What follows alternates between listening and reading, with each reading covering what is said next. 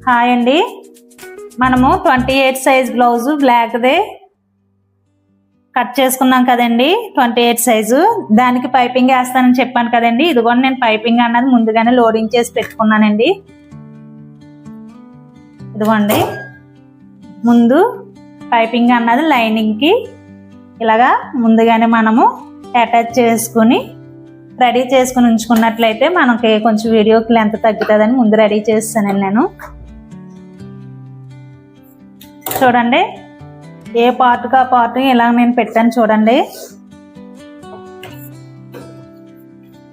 ఇదిగోండి పైపింగు మనం మెయిన్ పీసు డిజైన్ ఎటువైపు ఉందో అటువైపుకి వచ్చేలా చూసుకుంటే మనం రివర్స్ చేసినప్పుడు పైపింగ్ అన్నది మనకి నీట్గా కనిపిస్తుందండి, ఉల్టా రాకుండా ఉంటుంది.